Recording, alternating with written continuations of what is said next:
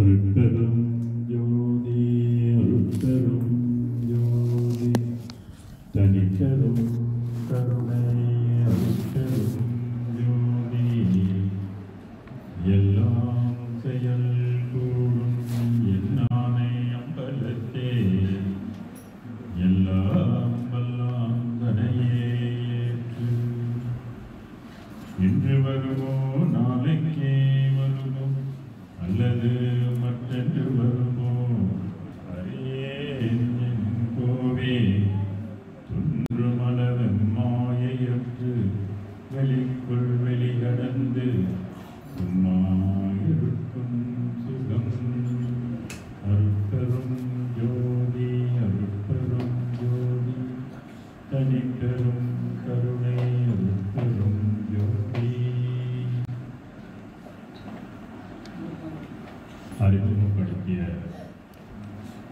கற்பையா அவர்களுக்கும் இந்த சங்கத்தை நடத்துகின்ற ஆஸ்தர் அவர்களுக்கும் வருகை தந்திருக்கின்ற சான்றோர்கள், பெரியோர்கள், தாய்மார்கள், குழந்தைகள், சன்மார்க்கர்கள், சன்மார்க்கத்தை வழிநடத்துகின்றவர்கள், சன்மார்க்கத்தை போதிக்கின்றவர்கள், உங்கள் அனைவருக்கும் இந்த இனிய காலை வேளையில் முதற்கண் வணக்கத்தை சமர்ப்பித்துக் கொள்வதில் மகிழ்ச்சி அடைகின்றனர். அருட்பாவை இசையுடன் பாடிய பாடல்கள் உங்கள் அனைவருக்கும் மிக மிக நன்றி. பாடல்கள் வழியிலும் இந்த சன்மார்க்கத்தை உலகம் முழுவதும் பரவச் செய்வது இசைக்கு ஒரு தனி சிறப்பு. இசையோடு ஒரு ஒரு கவியை பாடும் பொழுது அது இலகுவாக மனதில் போய் பதிந்து. நாங்கள்லாம் படித்து கொடுக்கக்கூடிய டைம்லலாம் இசையோடு படித்து கொடுக்குறோம். கவிகளை மட்டும் பாடி அந்த கவிகளுக்குள்ள விளக்கத்தை சொல்லுவோம்.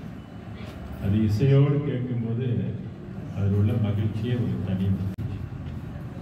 ஸோ அந்த வகையிலே அருட்பாவை பாடிய பாடல்கள், இசை அமைத்தவர்கள் எல்லோரும் அந்த இசையோடு நம்மளையெல்லாம் மகிழ்விப்பதற்கு நாம் அவர்களுக்கெல்லாம் நன்றி கடமைப்பட்டோம். இந்த இசை வளர வேண்டும், பாடல்களும் நிறைய பாட வேண்டும். இந்த பாடிய பாடல்களிலே கருத்துக்கள் உள்ளுக்கு புதைந்திருக்கிறது என்பதை நம்மளாம் மறந்துவிடுகிறோம். ஒவ்வொரு பாடல்களிலும் மிக ஆழமான கருத்துக்கள் புதைந்திருக்கிறது. அந்த கருத்தை புரிந்து தெளிந்து பாடினால் அது ஆன்மாவுக்கும் லாபமாக இருக்கும். மேலோட்டமாக பாடினால் அதனுடைய விஷயம் தெரியாது. பொருள் புரிந்து பாடுங்கள், பொருளை அறிந்து கொள்ளுங்கள். அதை தான் நான் கடந்த காலங்களெல்லாம் மக்கள் மத்தியில் பரப்பி கொண்டேன். நான் ஆரம்பத்திலே சித்தர்களுடைய பெருமைகளை எல்லாம், சித்தர்கள் சொன்ன கருத்துக்களை எல்லாம் பரப்பி ஒரு கிட்டத்தட்ட ஒரு 18-20 ஆண்டுகளாக சித்த மார்க்கத்தில் மிக ஆய்வு கொண்டு ஆழமாக பற்றி கொண்டு நான் சித்த மார்க்கமே உயர்ந்தது, சிறந்தது, இதை விட வேறு நிலைகள் இல்லை, வேறு தெய்வம் இல்லை அப்படின்ட்டு சித்தர்கள் வழியிலே அவர்களெல்லாம் எப்படி அடைந்தார்கள், நம்மளும் அதை அடைய முயற்சி பண்ணுவோம் அப்படின்னு சொல்லி ஒரு முயற்சிகள் பண்ணியிருக்கோம். ஆனால் இடையில் அந்த முயற்சிகளிலே சில தோய்வுகள் ஏற்பட்டது, சில உடல் ரீதியாக சில ஆபத்துகளும் ஏற்பட்டது. அதை சட்டன் அப்படியே நிப்பாட்டிட்டு இதற்கு ஏதாவது ஒரு வழி தேட வேண்டும், இதற்கு ஒரு உண்மை வழி தேட வேண்டும் என்று எப்படி சித்தர்கள் அடைந்தது போல் நாமும் அடைய வேண்டும் என்ற ஒரு நோக்கத்தை அடைவதற்கு ஒரு வழி தேடிக்கொண்டிருக்கும் பொழுதுதான் நமக்கு வள்ளல் பெருமானுடைய ஒரு வழி கிடைத்தது. இந்த வள்ளல் பெருமான் என்பவர் யார் அப்படின்னா, இந்த உலகத்திற்கு அருட்பெரும் ஜோதியினால் அனுப்பப்பட்டார்.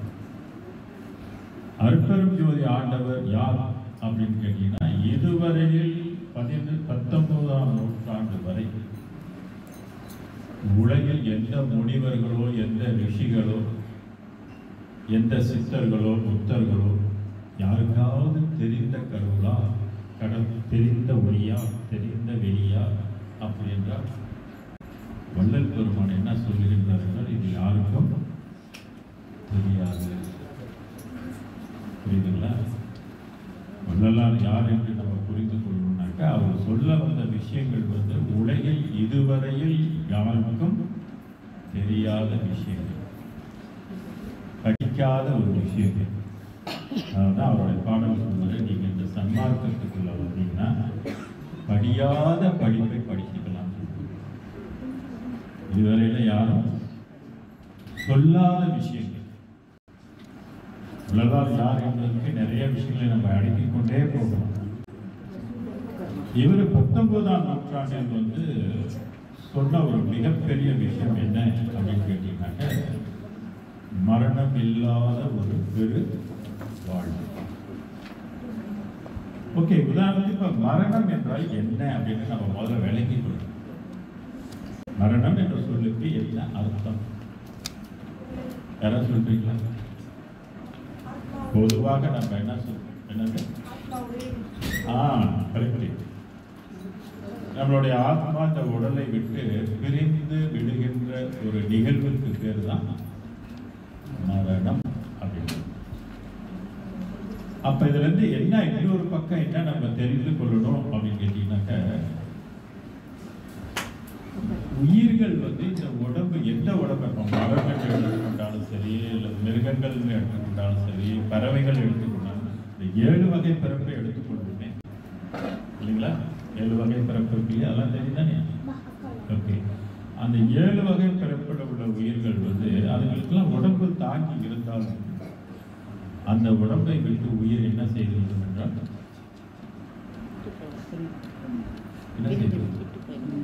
விடும்.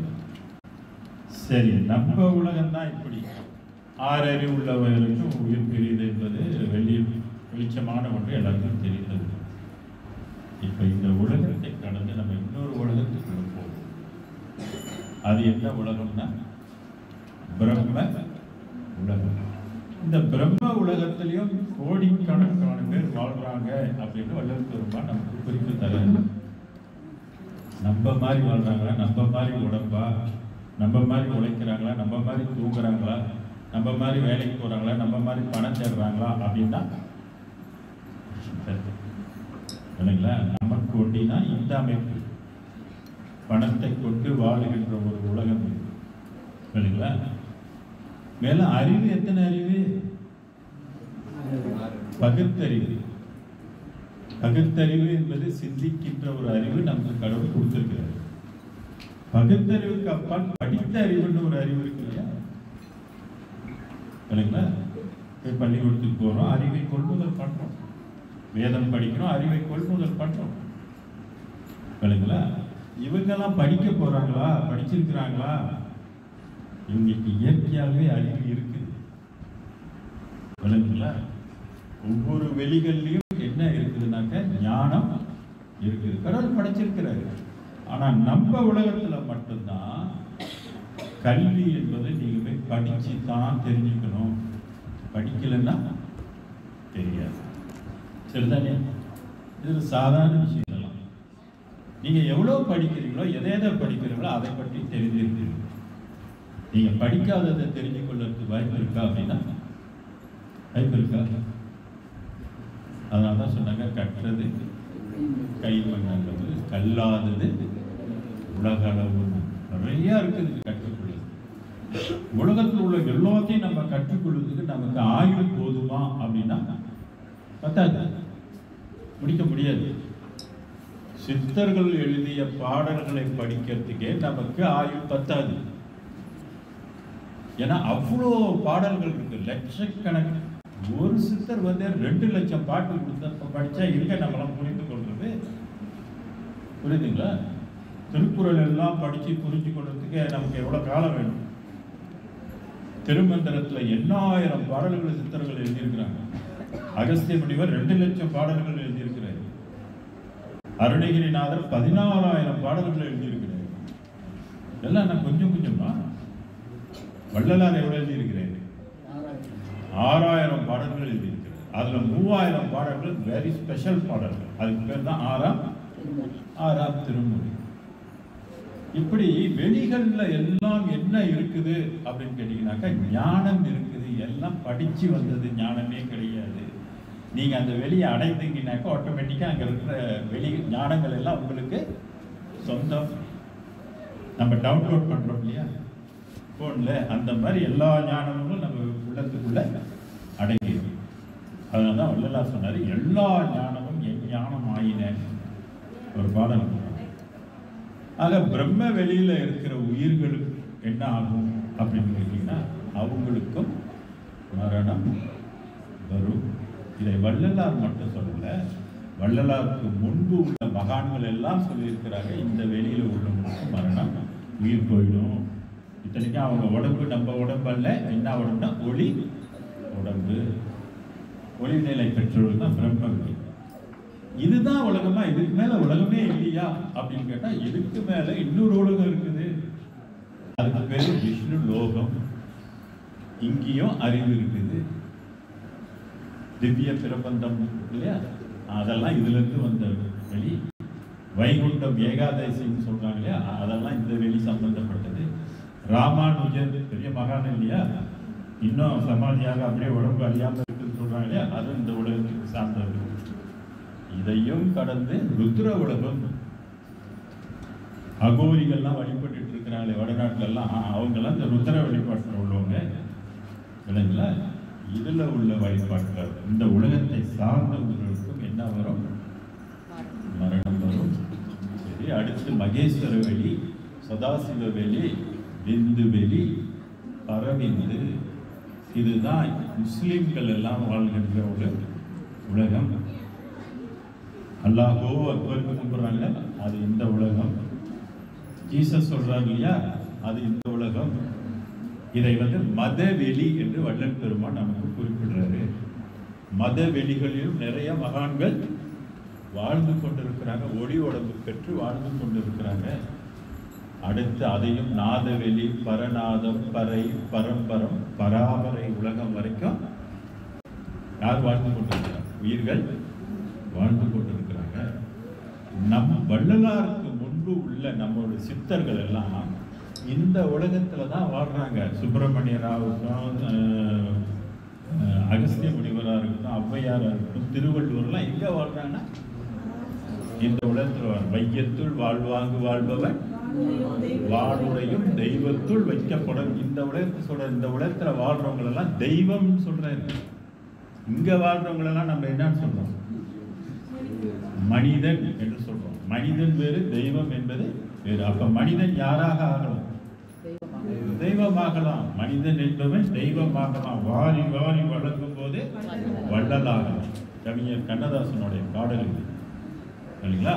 மனிதன் இந்த உலகத்துல தவம் செய்து அருளை பெற்று வாழ்ந்தது இந்த பராபரை உலகம் இல்லைங்களா. இந்த உலகத்துல போய் அடைந்த பெருமான் எல்லா மகான்களும் என்ன சொல்லிட்டாங்க, என்ன எழுதி வச்சிருக்கிறாங்கன்னு கேட்டீங்கன்னா, இதுக்கு மேல உலகம் இல்லை, முடிஞ்சிருச்சு, இதுதான் கடைசி உலகம். அகஸ்திய முனிவரோட பாடலி இதை தான் சொன்னாரு, சுப்பிரமணியரோட பாடலி இதை தான் சொன்னாங்க இல்லைங்களா. பட்டினத்தார் பாடலும் இதை தான் சொன்னாரு, சிவவாக்கியரும் இதை தான் சொன்னாரு. எல்லா முனிவர்களுடைய நூலை நம்ம ஆராய்ச்சி பண்ணி பார்க்கும்போது இதுக்கு மேல உலகம் இல்லை.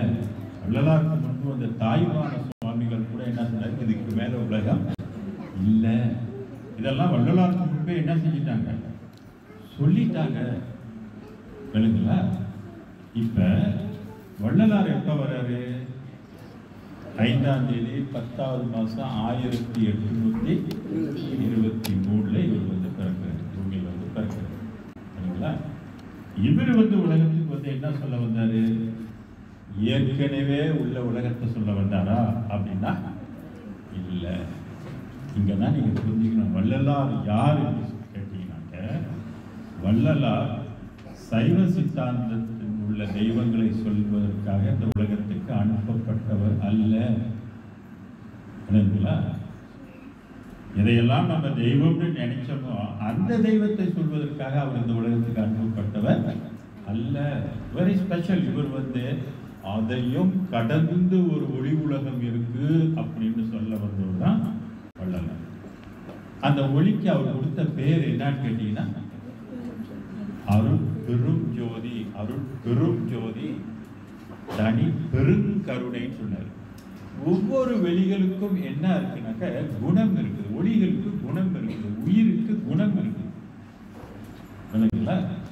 அந்த குணங்களிலே மிக உயர்ந்து இருக்கின்ற ஒரு குணம் எதுன்னு கேட்டீங்கன்னாக்க கருணை என்ற ஒரு குணம். அப்ப கடவுள்கிட்ட என்ன இருக்குனாக்க அதுக்கு நிர்குணம் என்று பெயர், நமக்கெல்லாம் முக்குணம் என்று பெயர்.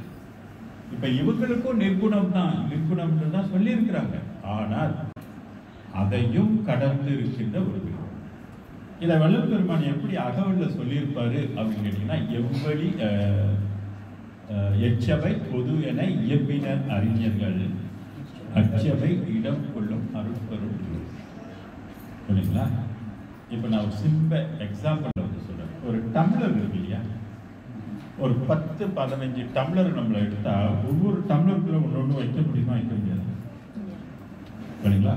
அப்ப ஒரு 15 டம்ளரை வந்து நம்ம அடுக்கி வச்சுட்டோம்னாக்க எல்லாத்தையும் தாங்கி கொண்டு இருக்கிற ஒரு டம்ளர் எது? அது அடியில இருக்கிறது தாங்கி. அது மாதிரி இந்த பெருவெளி என்ன செய்யணும்னு கேட்டீங்கன்னா, எல்லா உலகத்தையும் தாங்குகின்ற ஒரு ஒளியாக அந்த ஒளி இருக்குது. அது இந்த ஒளிகள் மாதிரி இல்லை, இந்த வெளிகள் மாதிரி இல்லை, அது வேறையாக இருக்கு, வேற ஒளியாக இருக்குது. அதை கம்பேர் பண்ணும்போது இந்த ஒளி மிகப்பெரிய ஒளியாக இருக்குது, அதோட ஒப்பிடும் போது இதெல்லாம் சின்ன ஒளியாக ஆயிடுது அப்படின்ற ஒரு அனுபவத்தை நமக்கு அவரு சொன்னார். அதுதான் அட்டகத்துல அருட்பெரு வெளியில் அருட்பெரும் உலகத்து அருட்பெரும் தளத்து மேல் அருட்பெரும் ஜோதி ஆண்டவர் எங்க இருக்கிறாருன்னு சொல்றாரு. வெளிகள்ல வெளியாக இருக்கிறார் என்று சொல்றாரு, ஒளியாக இருக்கிறார். இறைவன் என்பதே என்ன? எல்லா மதமும் இறைவனை எப்படி சொல்லுது? ஒளின்னு தான் சொல்லுது. ஆனா நமக்கு தான் உருவத்துல காட்டி நமக்கு பொம்மை காட்டி வச்சிருக்கிறாங்க வேணுங்களா. ஏன்னா நமக்கு வந்து ஒளின்னு சொன்னா தெரியாதா, வெளின்னு சொன்னா தெரியாதா? இன்னைக்கு என்ன காலம்? அறிவியல் காலம், அணுவியல் காலம் வேணுங்களா. அறிவு வளர்ந்துக்கிட்டே போகுது. அப்ப ஆன்மீகத்திலையும் என்ன வளரணும்? அறிவு வளரணும். அகஸ்திய பெருமான் 5000 ஆண்டுகளுக்கு முன்பு ஸ்பேஸை பத்தி பேசியிருக்கிறாரு. சுப்பிரமணியன் ஞானத்துல ஸ்பேஸை பத்தி பேசியிருக்கிறாங்க விளங்குங்களா. அங்க உள்ள வாழ்க்கையை பற்றி பேசியிருக்கிறாங்க. அப்ப வள்ளலாரும் வந்து என்ன பேசுறாரு? இதையெல்லாம் கடந்த ஒரு உலகம் இருக்கு, அந்த உலகத்தில் உள்ள வாழ்க்கையை பற்றி பேசுறாரு. புரியுதுங்களா. வள்ளலார் சைவ சித்தாந்தத்தை வளர்ப்பதோ அதை வந்து பூஸ் பண்றதுக்கு வந்தவர் அல்ல. இன்னும் மாறாக என்ன சொன்னார் தெரியுங்களா? இந்த உலகம் எல்லாமே நிலையில்லாததுன்னு சொன்னார் இல்லைங்களா. அப்ப படைச்சவன் என்னதான் பண்ணிட்டு இருக்கலாம்னு நம்ம யோசிக்கணும் இல்லையா. அவன் நிலையானதையும் படைச்சிருக்கிறான், நிலை இல்லாததையும் படைச்சிருக்கிறான்னு நம்ம புரிஞ்சுக்கணும். அழிகின்ற உலகத்தையும் அவன் படைச்சிருக்கிறான், அழியாத உலகத்தையும் படைச்சிருக்கான் இல்லைங்களா. இப்ப நம்ம ஒரு மார்க்கெட்டுக்கு போறோம், நல்ல பொருளும் இருக்குது, கெட்டுப்போன பொருள் இருக்கு. பகுத்தறிவு கொண்டு நம்ம என்ன செய்யணும்? நமக்கு எது நல்ல பொருளோ அதை நம்ம வாங்கிக்கணும். அது மாதிரி நம்ம படிக்கலாம், எல்லாம் படிக்கலாம்.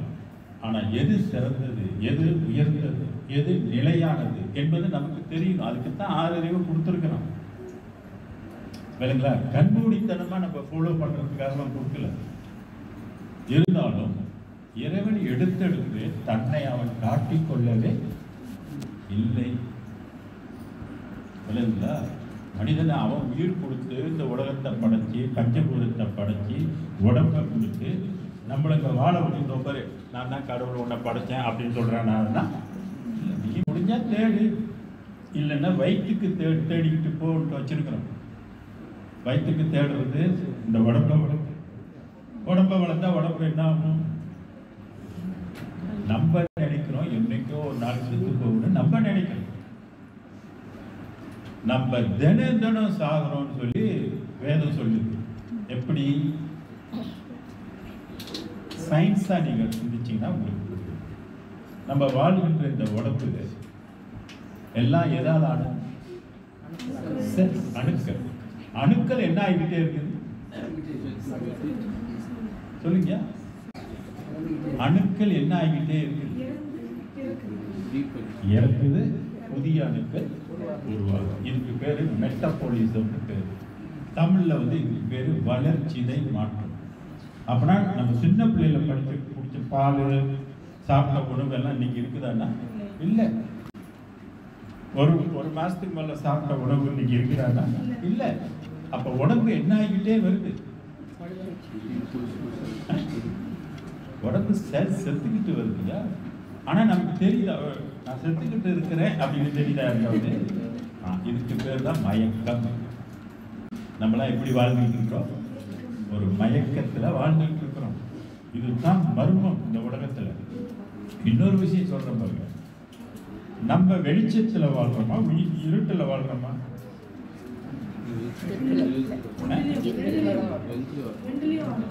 ரெண்டுலையும் வாழ்றோம்னு அவர் சொல்றாரு. ஓகே, இப்ப இந்த உலகம் ஒரு குறிப்பிட்ட நேரத்துக்கு பிற்பாடு ஒரு 6 மணி 7 மணி 8 மணி ஆகினே இந்த என்டையர் ஸ்பேஸ் எப்படி இருக்கும்? இருட்டா இருக்கும். அப்ப எதனால இந்த வெளிக்கு எதனால் ஒளி கிடைக்குது? சூரியனால தான். சூரியன் இயற்கையா செயற்கையா? செயற்கை ஒளி.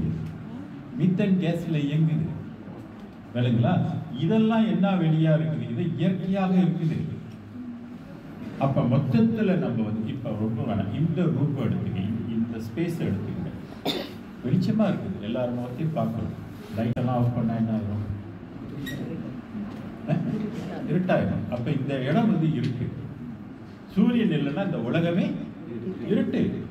இதைத்தான் நம்ம சித்தர்கள் சொல்றாங்க, நீ இருள்ல வாழ்ந்துட்டு இருக்காத, ஒளிக்கு வா, ஒளி உலகத்துக்கு வா, ஒளி உலகத்துக்கு வான்னு கூப்பிடுறாங்க. புரியுதுங்களா?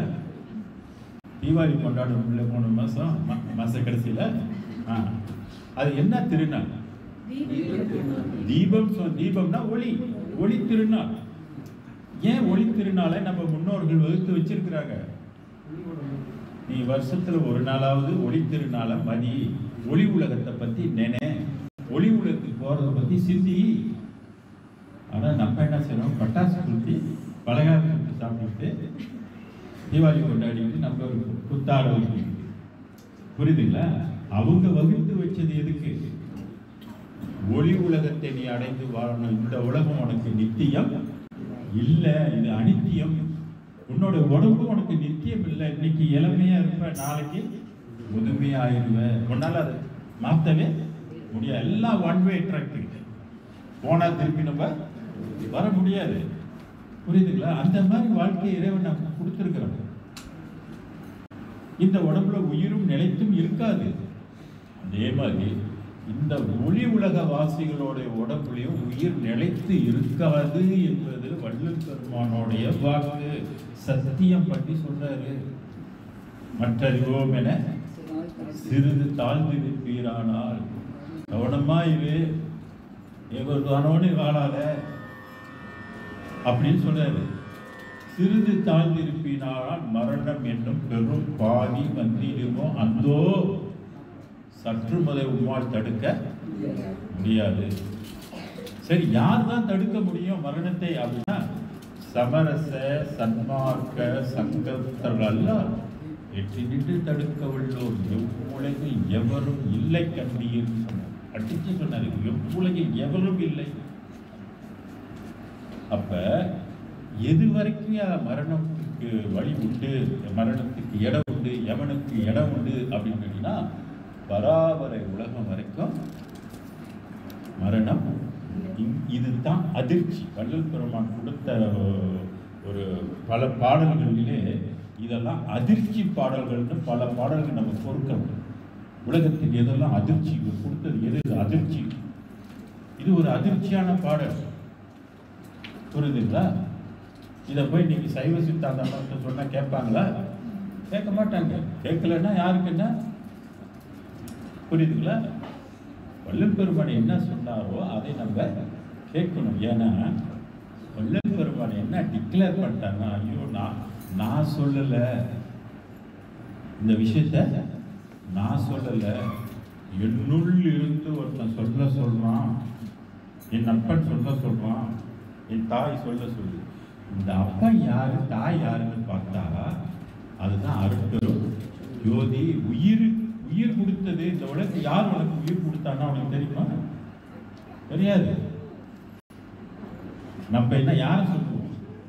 எங்க அப்பா அம்மா தான் எனக்கு அம்மா அப்பா தான். இது செவிலி தாய் பொருள். இந்த பூமியில நம்ம இந்த உலகத்துக்கு வளர்றதுக்கு ஒரு தாயும் ஒரு தந்தையும் தேவைப்படுவாங்க. ஆனா அவங்க முழுமையான உயிர் கொடுத்தவர்கள் அல்ல. அவங்களுக்கும் உயிர் செய்ய அவங்களுக்கும் உடம்பு செய்ய தெரியாது. மூக்கு வைக்க தெரியுமா, கண்ணு வைக்க தெரியுமா? எப்படி குழந்தை வயிற்றுக்குள்ள இருக்கும் போது அதுக்கு வெளியில ஆக்சிஜன்ல தான் வாழணும் அப்படின்றதுக்கு எப்படி அந்த தாய் தந்தைங்களுக்கு தெரிஞ்ச மூக்கு இல்லை. ஆனா வெளியில் வந்ததுக்குள்ள மூச்சு எடுத்து வாழுது. அப்ப இதை படைச்சவன் எவனா இருப்பான்? எப்படியாப்பட்டவனா இருப்பான்? நீ இந்த உலகத்துக்குள்ள வந்தா ஆக்சிஜனை நம்பி தான் வாழணும். இந்த உடம்பு ஆக்சிஜனால தான் வாழும். ஆக்சிஜன் இல்லைன்னா முடிஞ்சு. நமக்கு இந்த உலகத்துக்கு தொடர்பு உடம்பில் அந்த செகண்டே தொடர்பு இல்லை. உங்களுக்கும் அந்த உலகத்துக்கு தொடர்பு. மீண்டும் இந்த உலகத்துக்குள்ள நீங்க வரணும்னா மீண்டும் உடம்பு எடுத்து தான் இந்த உலகத்துக்கு. இதைத்தான் வள்ளல் பெருமான் சொன்னாரு. சாவதென்றும் பிறப்பதென்றும் சாற்றுகின்ற பெரும் பாவம் தன்னை எண்ணி நோவதென்று புதிதென்று. இது புதிய விஷயம் கிடையாது. அன்றாடம் நடக்குது. அன்றாட செய்தி பார்க்குறோம். அன்றாட போயிட்டெல்லாம் வரோம். அப்ப நம்ம இருப்போமா? நம்ம நினைக்கிறோமா? அப்ப ஏன் நம்ம நினைக்க மாட்டேங்கிறோம்? இது நமக்கும் வரும் அப்படின்னு நம்ம நினைக்கிறோமா? போயிட்டு வந்துட்டு குளிச்சுட்டு சந்தோஷமா டிவி பார்த்து சந்தோஷமா வாழணும். இதுக்கு பேர் தான் மயக்கம். நம்ம மயக்கத்துல வாழ்ந்து கொண்டு இருக்கிறோம். அப்ப அவர் என்ன சொல்றாரு? இந்த பெரும் பாவம் தன்னை எண்ணி நோவதென்று புதிதென்று என்றும் உள்ளதால் எல்லா காலத்திலும் இது இருக்கும். இதை எப்படி தடுக்கிறது? இதுல இருந்து நம்ம எப்படி மரணத்தை தடுப்பது அப்படின்னாக்க அவர் என்ன சொல்றாரு? சாவதென்றும் பிறப்பதென்றும் சாற்றுகின்ற பெரும் பாவம் தன்னை எண்ணி நோவதென்று புதிதென்று என்றும் உள்ளதால் இந்த நோவை நீக்கி ஈவது மன்றிலை நடிப்போல் நின்னாலே ஆகும். மற்ற இறைவராலே ஆவது ஒன்று இல்லை என்றால் அந்தோ இச்சிறிய நாள் ஆவது. இறைவனே உனக்கு கொடுக்க முடியாது. மரணமில்லா பெருவாழ்வு இறைவர்களே உனக்கு கொடுக்க முடியாது. அப்படின்னா என்னால் இல்லை. இறைவருக்கே கொடுக்க முடியாதுன்னா அப்ப என்னால் முடியுமா? சாத்தியமா? சாத்தியமே இல்லைங்க. சரிங்களா? எந்த இறைவராலாம் முடியாது அப்படின்னு கேட்டீங்கன்னா பிரம்மானால முடியாது. ஏன்னா ஏற்கனவே அங்கேயே என்ன ஆகுறாங்க? இறப்பு வருது. எல்லா லோகத்திலும் என்ன வருது? மதவெளிகளிலும் இறப்பு வருது. அடுத்து பராபரையிலையும் இறப்பு வருது. நீங்க சுப்பிரமணிய ஞானம் 25 படிச்சு பார்த்தீங்கன்னாக்கா அவரு சொல்வாரு, 100வது சதுர்யுகத்துல நானும் இறப்பேன், என்ன சேர்ந்த டீம் எல்லாமே இறப்பாங்க அப்படின்னு அவரு பாடலே இருக்கு. சொல்லுங்களா? யாரும் மறுக்க முடியாது. சுப்பிரமணிய ஞானத்திலே அப்ப 100வது சதுர்யுகம் ஒரு யுகத்துக்கு 12,000 ஆண்டுகள். கிருதாயுகம், திரேதாயுகம், துவாபார யுகம், கலியுகம் என்று சொல்லக்கூடிய 4 யுகங்கள். அந்த 4 யுகங்கள் ஒரு சுத்து வந்துச்சுன்னா ஒரு சதுர்யுகம். அந்த மாதிரி 100 சதுர்யுகம் வந்துச்சுன்னா ஆட்டோமேட்டிக்கா இவங்க போயிடுவாங்க. 18வது சதுர்யுகத்துலலாம் இங்க உள்ளவங்கெல்லாம் போயிடுவாங்க. இது வள்ளல் பெருமான் கொடுக்கிற கணக்கு. சரிங்களா? அதனால்தான் எல்லா வெளிகளுக்கும் என்ன வரும் கேட்டா மரணம் வரும். அப்பனா அந்த உயிர் நிலைத்திருக்குமா அந்த உடம்புல, ஒளி உடம்பாக இருக்கட்டும். இதுலயே ரொம்ப ஷார்ட்டான ஒரு லைஃப் இங்க, ரொம்ப அற்ப ஒரு வாழ்வு எந்த பூமியில, இந்த பூமியில ரொம்ப அற்பத்தனமான ஒரு வயது. பார்த்தா பிறக்கும் போதே போயிடுது, பிறந்து கொஞ்ச நாள்ல போயிடுது, 10 வயசுல போகுது, 12 வயசுல போகுது, 30 வயசுல போகுது, 40 வயசுல போகுது. நல்லா தளன்னு இருக்குது. விருந்துக்கு போயிட்டு வந்து கொட்டுன்னு போகுது. நேற்று தாங்க வந்தாரு, நேற்று தாங்க பேசினாரு. ஒரு கொசு கடிச்சாக்கா 24 ஓட்ட தண்ணி ஏற்றக்கூடிய ஒரு உடம்பா இருக்குது. கிருமிகள் வாழக்கூடிய உடம்பா இருக்குது. என்னங்க வாழ்க்கை இது? என்னங்க உடம்பு சொல்லுங்க, யோசனை பண்ணி பாருங்க. இனிப்பு நெல்ல நீங்க எவ்வளவு பேர் சப்பா பாடி எடுத்துக்கிறாங்க. என்ன வாழ்க்கை இது? அதெல்லாம் வள்ளல் சொன்ன இதெல்லாம் வாழ்க்கைன்னு நீ மதிக்காதன்னு சொன்ன. இளைஞர்கள்லாம் நல்லா யோசிக்கணும். இப்பயே உங்க இளமையை எதுக்கு பயன்படுத்தணும்னு தெரியணும். வேலைங்களா அதுக்கு பயன்படுத்திங்கன்னா நீங்களாம் வந்து எப்படி வாழலாம்? தெய்வமாக வாழலாம். வள்ளலார் சொன்னார், வையகத்தி வானகத்தி மற்றகத்தி நுமது வாழ்க்கையெல்லாம் வாழ்க்கையின மதித்து மயங்காதி. மதித்து மயங்காதி. மயக்கத்தில் தான் இருக்கணும். எல்லாரும் மயக்கமான ஒரு வாழ்க்கை. யாரெல்லாம் இந்த நுட்பம் கிடைக்கிறது, யாரெல்லாம் அருட்பாவை படிக்கிறார்களோ இந்த மயக்கம் தெளிஞ்சிருவாங்க. அவங்க எந்த வாழ்க்கையை தேர்ந்தெடுக்கணும் அப்படின்றத லட்சியம் இருக்கும். இப்போ உலகத்தில் எல்லாரும் சாமி கும்பிடுவாங்க, எல்லாரும் தெய்வம் வழிபாடு செய்வாங்க. ஆனால் லட்சியத்தை வச்சு வழிபாடுறாங்களா? இப்போ பள்ளிக்கூடத்தில் பிள்ளைங்கள்லாம் படிக்கிறாங்க. சில பிள்ளைங்களுக்கு என்ன இருக்கும்? லட்சியம் இருக்கும். நான் என்ன ஆக போகிறேன், நான் டாக்டர் ஆக போகிறேன், நான் இன்ஜினியராக ஆக போகிறேன், நான் டாக்டர் ஆகணும். இப்படி பல லட்சியங்களோட படிப்பாங்க. சில பேருக்கு லட்சியம் இருக்காது. ஏதோ எல்லாரும் போகுதுங்க, வீட்டில் போக சொல்கிறாங்க, நான் போகிறேன், போய் படிச்சுட்டு வருவாங்க. அதே மாதிரி வழிபாடும் அப்படிதான். சும்மா எல்லாரும் வழிபடணும், கடவுளும் வழிபடணும், எல்லாரும் வழிபடுறாங்க, நானும் வழிபடுறேன். ஆனால் லட்சியத்தை கொண்டு வழிபடுகின்ற ஒரு மார்க்கம். இவர் வந்து ஒரு லட்சியத்துக்காக பிறக்க வச்சார். அந்த லட்சியம் என்னன்னு கேட்டா, இந்த வெளிகளை எல்லாம் கடல்ல இருக்கின்ற ஒரு பெருவெளின்னு ஒன்று இருக்கு இல்லையா, ஃபைனல், அதான் 1வது வெளி. அதுதான் அவருடைய லட்சியம். சரிங்களா? வள்ளல் பெருமானுடைய லட்சியம் என்னன்னு கேட்டீங்கன்னாக்க, மரணமே மறக்க. நான் ஏன் மரணம் வரேன்?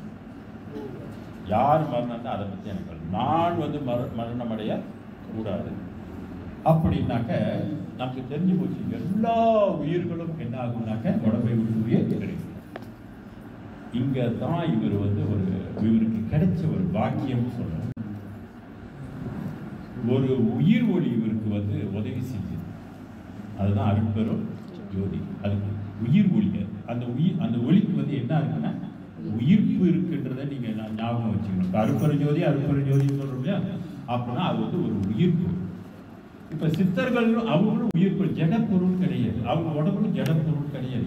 யாருக்குமே இது வந்து ஜடம் கிடையாது. எல்லாமே ஒளிதான், எல்லாமே உயிர் இருக்குது.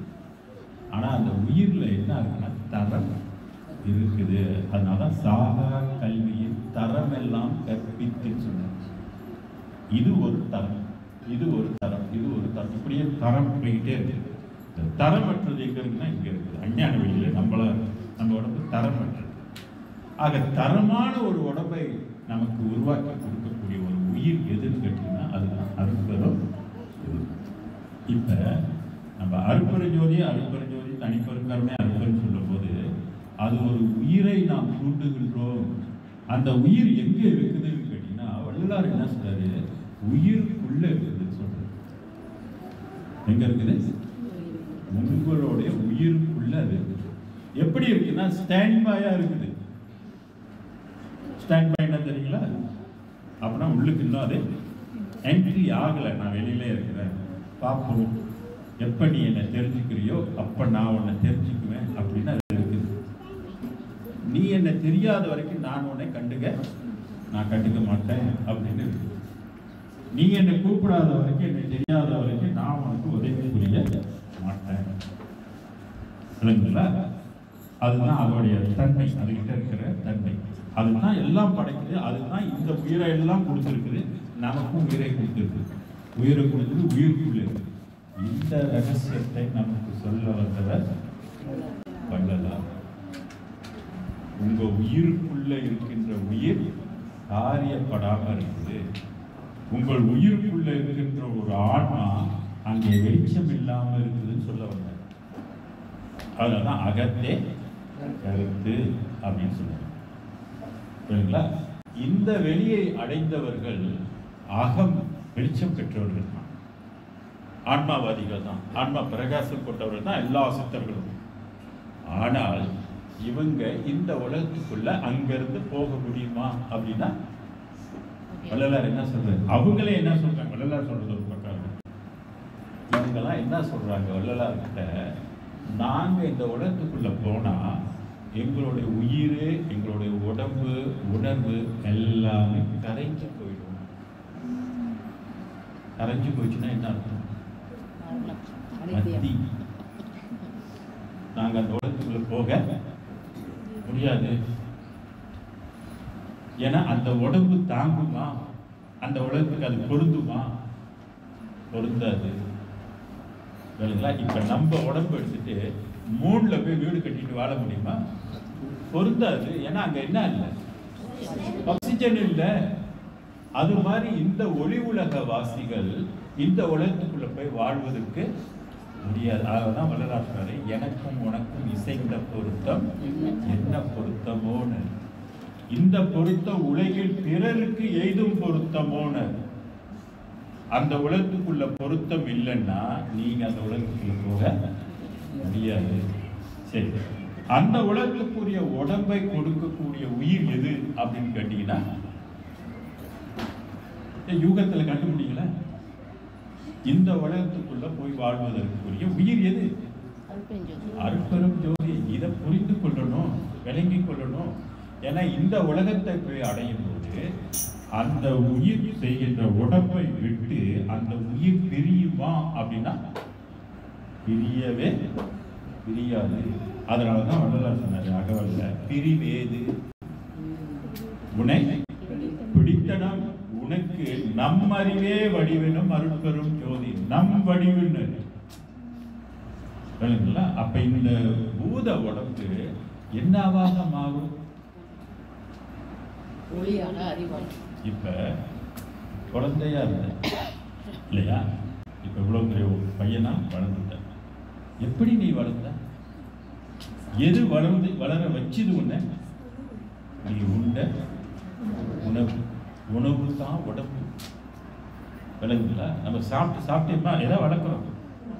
உடம்பை தான் வளர்க்குறோம். ஆன்மாவை வளர்க்குறோமான்னா ஆன்மாவை வளர்க்கல. ஆன்மாவை வளர்த்தவங்க கூட இங்க என்ன ஆகுது? அவங்களும் அந்த நித்திய உலகத்துக்கு போக முடியும். இந்த உலகத்தை இறைவன் என்ன பண்ணிட்டான்னா ரிசர்வ் பண்ணி வச்சுட்டான். படைக்கும் போதே அவன் என்ன செஞ்சான்? அந்த உலகத்தை இப்ப கொடுக்க வேணாம், இப்ப சொல்ல வேணாம், முதல்ல மற்ற உலகத்துக்கெல்லாம் போகட்டும் அப்படின்னு மற்ற உலகத்துக்கு என்ன கொடுத்துட்டாரு? ரைட்ஸ் கொடுத்துட்டாரு. அந்த மாதிரி காலகட்டத்தில் தான் இந்த நம்ம உலகத்தில் உள்ளவங்களாம் சித்தர்கள் எல்லாம் வழிபட்டு மூலக்கணலை எழுப்பி அவங்க இந்த வெளிகளையெல்லாம் கடந்து போயிட்டாங்க. அதான் வள்ளலார் சொன்னார், வெளிக்குள் வெளி கடந்து சும்மா இருக்கும் சுகம். இந்த சும்மா இருக்கும் சுகம்னாக்க என்னன்னு நினைக்கிறீங்க? நம்ம தத்துவத்தால் கூட்டப்பட்டிருக்கோம். 36 தத்துவம் உள்ள தத்துவம். உடம்பு 60 தத்துவமாக கூட்டப்பட்டிருக்கும். கருணிய அதாவது கர்ப்பப்பையில தான் இந்த ப்ராஜெக்ட் நடக்குது. யாருக்காவது தத்துவம் கூட்ட தெரியுமா? அம்மா அப்பாவுக்கு யாருக்காவது தத்துவம் கூட்ட தெரியுமா? தத்துவம்னா அங்கே நாங்கள் போட்டுருப்பாரு 36 தத்துவம். யாருக்கும் கூட்ட தெரியாது. சரி, யாருக்காவது கல்ட்டவாவது தெரியுமா? கல்ட்டவம் தெரியாது. இப்ப டாக்டர் படிப்புல உடம்புல வேணுமா கை வைக்கலாம், உடம்பை வெட்டலாம், குத்தலாம், தைக்கலாம், எல்லாம் பண்ணலாம். ஆனா மனதை எதுவும் பண்ண முடியுமா? மனதுல கை வைக்க முடியுமா? கத்தி வைக்க முடியுமா? மனம் கண்டுக்கே தெரியுமா? ஸ்கேன்ல ஒண்ணுமே பண்ண முடியாது. யாருக்குமே அப்படி படைச்சு வச்சிருக்கு. யாரும் கை வைக்க முடியாது அப்படின்னு. அப்ப பராபரை ஒளி அன்னைக்கு 36 தத்துவத்தை கடந்தது என்று சுப்பிரமணியன் சொல்றாரு, அகஸ்தியர் சொல்றாரு, திருமூலர் சொல்றாரு, ஔவையார் சொல்றாங்க. எல்லா சித்தர்களும் பாடுறாங்க, நான் 36 கடந்து விட்டேன். இல்லைங்களா? 36 தத்துவத்தை கடந்தாதான் மோட்சம். 36 தத்துவத்தை கடந்தாதான் புத்தி. வள்ளலார் என்ன சொல்வாரு? ஏறானிலும் இசை ஏற்றியன் தனக்கு 6 கடத்தியது அருட்பெரும் ஜோதி. அருட்பெரும் ஜோதி என்ன செய்யணும்? 36 தத்துவத்தை கடத்தி. 36 தத்துவத்துக்குள்ள இருந்தீங்கன்னாக்க நீங்க சும்மா இருக்க முடியாது. தத்துவங்கள் இயங்கிக் கொண்டே இருக்கும். நம்மளால ஒண்ணும் பண்ணவும் முடியாது. அப்ப தத்துவங்களை எல்லாம் கடந்து போவதற்கு நம்ம படைத்தவனோட துணை இல்லைன்னா சாத்தியமே இல்லை.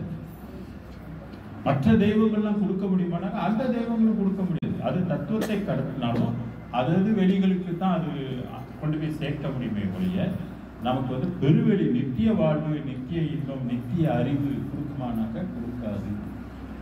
அதனால்தான் இறைவன் என்ன செஞ்சாரு, அவன் அன்றும் உள்ளான் இன்றும் உள்ளான் என்றும் உள்ளான்னு வரலாறு பாடுறாரு. நான் கேட்கிறேன், அன்னைக்கு இருந்து நீ பூர்த்தி அந்த உலகத்தை காட்டுனியா உலகத்தைன்னா இல்லை. நம்ம என்ன செய்ய முடியும்? கடவுளை கூப்பிட்டு கேஸ் போட முடியுமா? வள்ளலார் கேட்டார், என்னப்பா நீ இந்த மாதிரி பண்ணி வச்சிருக்கிற, எல்லாத்தையும் பொய்யாக்கிட்டு உலகத்தை மட்டும் மெய்யா வச்சிருக்க, நான் என்ன பண்றது? எனக்கு நீ மாயைக்கு அவ்வளோ பெரிய சக்தியை கொடுத்துட்டு என்னை போய் வெல்லுன்னா நான் எப்படி வெல்றது? கர்ம லோலை என்ன பண்ண மாட்டி விட்டுட்டியே, குற்றம் செய்வதற்கு என்னை ஆளாக்கி விட்டுட்டு, நான் செக் பண்ணா 7 கடலை விட என்னோட பாவம் பெருசா இருக்குது. 7 கடலை விட அவர் செய்த பாவம் அதை விட அதிகம். அவ்வளவு பாவமும் எங்க பதிவாயிருக்குன்னா உயிர்ல பதிவாயிருக்கு. நீங்க என்ன பண்ணி வச்சிருக்கிறாரு பார்த்தீங்களா கடவுள்? சிசிடிவி கேமரா ஒரு ஃபிக்ஸ் பண்ணி உள்ளுக்கு வச்சிருக்கிறாரு உயிர்ல. நீங்க பண்றதை எல்லாம் அது என்ன பண்ணும்? பதிவு எல்லாம் ரெக்கார்டு ரெக்கார்டு ரெக்கார்டு. எத்தனை ஜென்மத்தினோட ரெக்கார்டு. ஒரு பிறவியும் பிறந்து நீங்க எத்தனை பாவத்தை தாயா கழிப்பீங்க? கழிக்க முடியுமா? நமக்கு கழிக்க முடியாது, முழுமையா கழிக்கவே முடியாது. ஏன்னா அது அடுத்தடுத்து என்ன ஆகிடும்? அக்யூமுலேட் ஆகிக்கிட்டே இருக்கும், அக்யூமுலேட் ஆகிக்கிட்டே இருக்கும். பாவங்கள் இருந்தால் நம்ம அந்த புக்கு போகவே முடியாது. எப்படி நம்மளை மாட்டி விட்டுருக்குறான்னு நீங்க நல்லா புரிஞ்சுக்கணும். இதெல்லாம் தான் வள்ளலார் சொன்னாரு, நீ கொஞ்சம் உடம்பை பத்தி தெரிஞ்சுக்க. உடம்பு வரும் வகை அறி, உயிர் வகைய அறிய. உயிர்ல வகை இருக்குது, அதையாவது தெரிஞ்சுக்கிட்டியா அப்படின்னு கேட்டேன். பழங்கள்ல வகை இருப்பது போல, அரிசியில வகை இருப்பது போல, கீரைகள்ல நிறைய வகை இருப்பது போல உயிர்லயும் என்ன இருக்குது? வகை இருக்குது. அந்த உயிர்ல ஒரு மேன்மையான உயிரைத்தான் கடந்த 19ஆம் நூற்றாண்டில் இவருக்கு தெரியாமலே இவருக்குள்ள என்ன பண்ணிக்கிட்டாரு?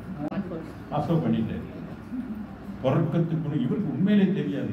இவருக்குள்ள அருட்பெருஞ்சோதி கலந்து வந்திருக்கிறார் என்பது இவருக்கே தெரியாது. அததான் கருவி கலந்த துணையை பாடம் இல்லையா? இவர் யாருன்னு கேட்குறீங்களே, அருட்பெருஞ்சோதி ஆண்டவர் இவரை கருவிலேயே. இப்ப நம்ம பாடுறோம், படிக்கிறோம், நாம சொல்றோம், ஜீவகாரணியம் பண்றோம், எல்லா உயிருக்கும் வேண்டுறோம், கூறுறாருன்னா கூறல. தான் நம்ம ஒளியாயிரும் இல்லையா? அவர் கூறல. இன்னும் அவருக்கு என்னதான் தேவைன்றதும் தெரியல. ஆமா, அதனால சொன்னார், இன்று வருமோ நாளை வருமோ மற்ற இன்று வருமோ அறியேன்னு. இந்த மும்மலம் அற்று மாயையெல்லாம் அற்று இருக்கின்ற தத்துவங்கள் இன்றி வாழுகின்ற வாழ்வு எனக்கு என்னைக்கு வருமோ தெரியல, நீ பார்த்து கொடுத்தாதான்ப்பா, இல்லைன்னா எனக்கு ஒன்றும் இல்லைன்னு சரண்டர் பண்ற. நீ என்ன வேணுமாலும் பண்டிகை, அவங்களுக்கு என்னதான் வேணும், என்னால் முடிஞ்சதெல்லாம் நான் பண்ணிட்டேன், நான் விருதெல்லாம் இருந்து பார்த்தேன், இதுக்கு மேலே என்னால் இழைக்கிறதுக்கு உங்கள் உடம்புல ஒன்றும் இல்லைன்ட்டு. அப்படின்னா எப்படி இருப்பாருன்னு நீங்கள் நினச்சிங்க சொல்லுங்களா? இழைக்கிறதுக்கு ஒன்றுமே இல்லை. இவர் என்னங்க சொல்றாரு? நான் மனம் இழைத்தேன்றாரு. எங்கேயாவது கேள்விப்பட்டிருக்கீங்களா? உடம்பு இழைச்சதா? என்ன நீ இப்படி இருக்கிற, உடம்பு இப்படி அழைச்சி போயிட்டு, இப்போ நான் வந்தானே கூட இருக்கிறது அழைச்சிட்டீங்க. மனம் இழைத்தது என்ற சொல்லி எங்கேயாவது கேள்விப்பட்டிருக்கீங்களா? கேள்விப்பட்டிருக்கீங்களா? வாடிய பயிரை கண்ட போதெல்லாம் வாடினே என்ற ஒரு உணர்வு எங்கேயாவது எந்த வேதத்தில் நீங்க கேள்விப்பட்டிருக்கீங்களா? படிச்சிருக்கீங்களா? நான் ஆய்வு பண்றதுனால சொல்றேன், பல நூல்களை நான் படிச்சதுனால சொல்றேன். எந்த சித்தரும் இந்த வார்த்தையை அந்த அளவுக்கு ஹை லெவல் மசி கருணை. அந்த கருணை நமக்கு இருந்தா நமக்கும் எப்படி இருக்கும்? இதே தமிழர் இருக்கும். வாடிய பயிரை கண்ட போதெல்லாம் வாடுகின்ற ஒரு உள்ளம். விளங்குங்களா? வள்ளலார் யாருன்னு தெரிஞ்சுக்கீங்க. உலகத்தில் இதுவரையில் இப்படி ஒரு மனிதன் பிறந்ததே இல்லை. வள்ளலார் அவ்வளோ ஒரு எல்லாரும் புரிந்து கொள்ளணும் இவரை பற்றி. இவர் சொல்லுகின்ற அருளியல், இவர் சொல்லுகின்ற வாழ்வியல், இவர் சொல்லுகின்ற உலகம், விளங்குங்களா? இவர் சொல்லுகின்ற இன்பம், இவர் சொல்லுகின்ற அறிவு எல்லாமே வேறுபட்டது. ஏன்னா உலகம் ஆட்டோமேட்டிக்கா என்ன ஆகுது? வேற உலகம் இது, தனி உலகம் இது, தனி வெளி, தனி அனுபவம். அட்டகத்தில் கடைசி பார்வை எங்குமாய் விளங்கும் சிற்சபை இடத்தை இது அது என உரைப்பது அரிதா. பிரிக்க முடியாது. இப்போ நம்ம பிரிக்கலாம், உடம்பு வேற, மனம் வேற, உயிர் வேற, ஆன்மா வேற, ஆன்மாக்குள்ள இருக்கிற ஆன்மா வேற அப்படின்னு நம்ம பிரிச்சுக்கிட்டு போகணும். ஆனால் இவர் அங்கே வேதம் பிரிக்க முடியாது. உடம்பும் உயிர் தான், உள்ளமும் உயிர் தான், ஆன்மாவும் உயிர் தான், அறிவும் உயிர் தான், புலனும் உயிர், எல்லாமே உயிர் மயமாகவே காரியப்படுகின்ற. இப்போ அந்த வகையில் வள்ளலாரை நம்ம கம்பேர் பண்ண யாருடைய கம்பேர் பண்ண முடியாது. இதை ஏற்றுக்கிட்டாலும் சரி, ஏற்றுக்கிட்டாலும் சரி. ஏற்றுக்கிட்டால் நமக்கு லாபம், ஏற்றுக்கலைன்னா நமக்கு மிகப்பெரிய நஷ்டம். நம்மளாம் நஷ்டத்தில் வாழ்ந்துட்டு இருக்கோம் சன்மார்க்கம் வராத வரைக்கும். ரெண்டையும் தெரிஞ்சுக்கணும்னு நான் சொல்கிறேன். நீங்கள் சித்தர் உலகத்தையும் தெரிஞ்சுக்கணும், சித்தர் வாழ்க்கையும் தெரிஞ்சுக்கணும், அதே நேரத்தில் சன்மார்க்கத்தை பற்றி தெரிஞ்சுக்கணும். தருநெறி எல்லாம் உள்வாங்கும் என்று சமரச பேர் கொண்டோகும், சமரச சன்மார்க்க என்ற தனிப்பேர் கொண்டோகும் திருநெறிக்கே சென்று பாரி திருச்சிற்றம்பல திருநட.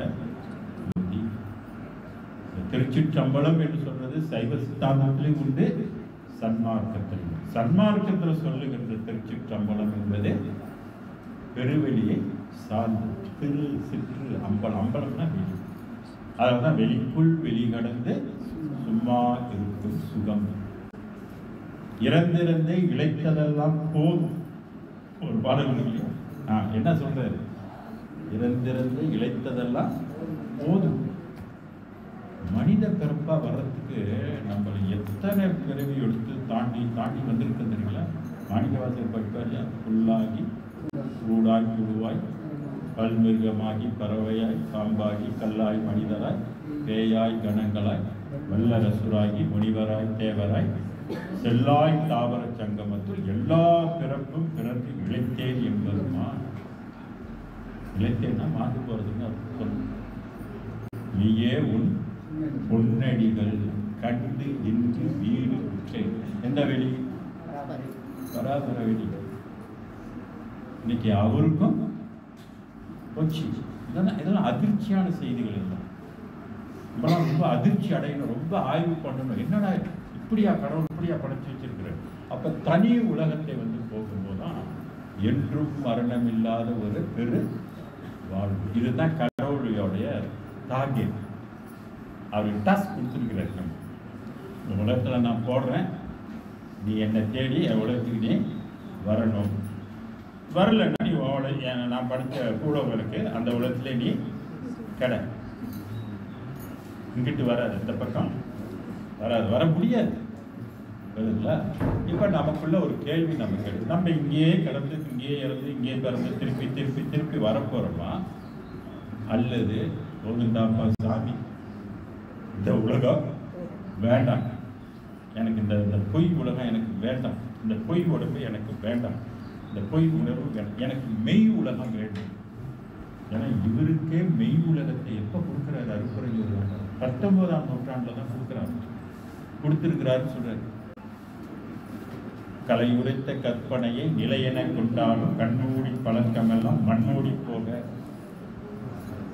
விளங்குங்களா? அந்த பாடல்ல வரும், மெய்யுலகம் வாழ்வுங்க கருதி அருள் வழங்கின எண்ணனக்கே. நம்ம என்னங்க செய்ய முடியும்? சித்திரக்குள் யார் கொடுக்கலன்னு நம்ம கேஸ் போட முடியுமா? சொல்லுங்க, முடியாது. அன்னைக்கு அவ்வளவுதான். அன்னைக்கு பிறந்தவங்க இந்த தவசை செஞ்சு இங்க போங்கன்னு அவருடைய திட்டம். இப்ப நம்ம ஃபுல்லா நம்ம என்ன ஃபுல்லாக கேஸ் போட்டா, ஏன் நீ ஃபுல்லாக படைச்சு வச்சிருக்கிற ஓரறிவான்னு எதாவது கேட்க முடியாதான் சட்டம். நீ இப்படி தான் வரணும். இப்போ நீங்கள் ஒரு குழந்தைய பற்றிங்க, பிள்ளைங்களை வளர்க்கும்போது முதல்ல எங்கே யூனிவர்சிட்டியில் முடி போட முடியுமா? எங்கே முடி போட முடியும்? பாலர் பள்ளியில் தான் போட முடியும். அப்புறம் 1 சென்டர் 2 சென்டர். கடவுள் அப்படி தான் தன் உலகத்தை அவன் எப்பொழுது கொடுக்குறான்னா, பல கோடி யுகங்கள் கடந்து 19ஆம் நூற்றாண்டு தான் அந்த உலகம் நமக்கு திறக்கப்படுது. இச்சபையில் பொற்சபையில் புகும் தருணம் இதுவே. இந்த அருள் இந்நாள் புதிதே அந்நாளில் இல்லையே. இந்த அருட்பெரு ஜோதியை பத்தி பேசுறதுக்கு விண்ணுலகத்திலும் மண்ணுலகத்திலும் ஆளு இல்லையே. எவ்வளவு கிளியரான ஸ்டேட்மெண்ட் கொடுத்திருக்கிறாரு வள்ளலார். இந்த மாதிரி ஒரு வரலன்னு வச்சுக்கோங்களேன், கடவுள் ஒரு அனுப்புலன்னு வச்சுக்கோங்க. நமக்கு இந்த உலகத்தை விட்டால் வேறு உலகம் இல்லை, சித்தர் உலகத்தை விட்டால் நமக்கு வேறு உலகம் இல்லை. அங்கதான் நம்ம போகணும். இப்ப இவர் என்ன சொல்லிட்டாரு, இன்னொரு அதிர்ச்சி. சரி, எனக்கு அங்க பிடிக்கல, நான் இங்கதான் போனேன் அப்படின்னா போக முடியுமா அப்படின்னா அந்த காலம் உனக்கு இனி இல்லை. டெர்மினேட். புரியுதுல? டெர்மினேட்னா இப்ப லைசன்ஸ் எடுக்கிறீங்க 1 வருஷம், அந்த லைசன்ஸ் என்ன ஆயிடும்? 1 வருஷம் முடிஞ்சது எக்ஸ்பயர். கடை திறக்கிறீங்க, உங்களுக்கு லைசன்ஸ் 1 வருஷம் கொடுக்குறோம், அதுக்கப்புறம் என்ன ஆகும்? எக்ஸ்பயர். எல்லா உலகத்தினோட ஒளியும் எக்ஸ்பயரி முடிஞ்சு, காலம் முடிஞ்சிடும். இனி உன்னை காப்பாற்றுறதுக்கு இருக்கிறதுக்கு ஒரே ஒளி தான். இதை பெருமான் சொல்லியிருக்கிறார். இதை எப்படி சொல்லியிருக்கிறார்? ஒரு பாடல் சத்தியம் பண்ணி சொல்றாரு.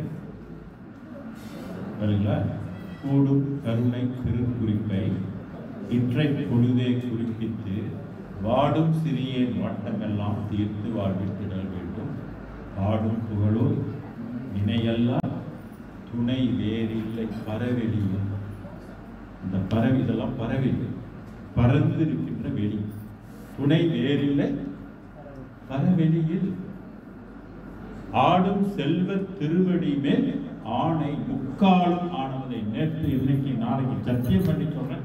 இனி உன்னை கடவுள், எந்த கடவுளும் உன்னை காப்பாற்ற முடியாது. உனக்கு ஆன்மாவுக்கு இனி விமோச்சனம் கிடையாது. உன்னை பண்ணலாம். ஐயர் கூப்பிட்டு என்ன பண்ணலாம்?